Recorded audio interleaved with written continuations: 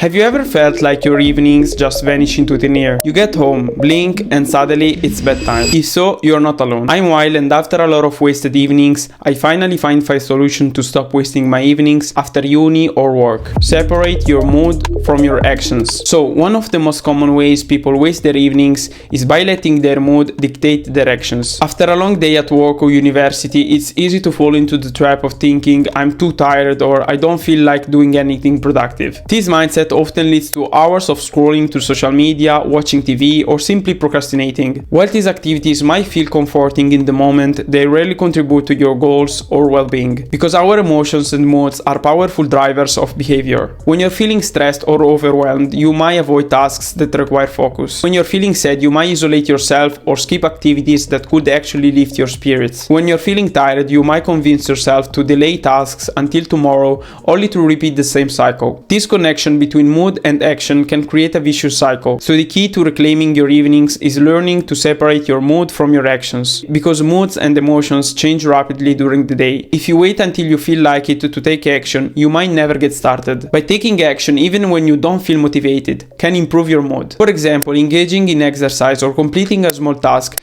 can release positive chemicals in the brain and create a sense of accomplishment. So by acting based on your values and goals rather than your current mood helps you stay aligned with what truly matters to you, whether that's self-improvement, relationships, or achieving long-term success. But this doesn't mean ignoring how you feel. It means understanding that your feelings don't have to dictate what you do. So here are some strategies to help break the cycle. Start by recognizing how you are feeling without judgment. For instance, say to yourself, I feel tired right now, but don't let that define what comes next. If your mood urges you to avoid something like skipping workout, do the opposite by doing even manageable tasks that require little effort but provide a sense of progress toward the task. Separating mood from action is where real growth happens. It's easy to do what feels good in the moment, but progress comes from doing what's right even when it's hard. This can create momentum and shift your emotional state, which builds confidence and energy for bigger tasks. Reset. Next, it's something I call a quick reset. Instead of collapsing into the couch and letting the rest of my evening slip away, I take control of those first few minutes after walking through the door. Here's how it works. I take a quick shower and I change my clothes and I put on something comfortable. But wait, we are not talking about pajamas. Choose a hoodie or something that feels good but doesn't scream bedtime, because what you wear can totally shift your mindset, and when you change something you dressed all day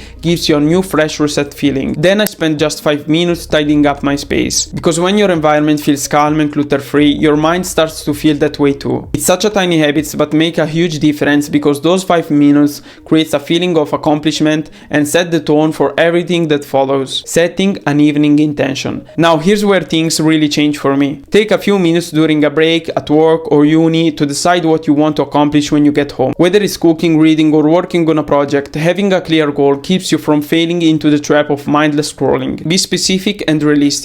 Write down something like read 1 chapter or watch 3 videos about how to invest. This small act gives your evening purpose, reducing decision fatigue, and helps you stay on track. By planning ahead, you're more likely to use your time meaningfully and feel accomplished at the end of the day. The 30-minute rule. Now let's talk about time management, and here's where things get exciting. I introduced what I call the 30-minute rule, and it's been a game changer. After dinner, I take just 30 minutes for something productive. It could be meal preparing for tomorrow, learning a new skill online, or even journaling to reflect on my day. But here's the best part. Once those 30 minutes are up, I stop. No guilt, no overthinking. I give myself full permission to relax. Whether that means reading a good book, watching an episode of my favorite show, or just enjoying some quiet time, it feels earned. Try it, you will be surprised how much lighter and more accomplished you feel. Mindful activities. So we all know how easy it is to lose 1, 3, or even more hours scrolling to social media. But here's the thing, instead of cutting out your screen time completely, because let's be real, that's not always practical, I started swapping it for mindful activities that are just as enjoyable but way more rewarding.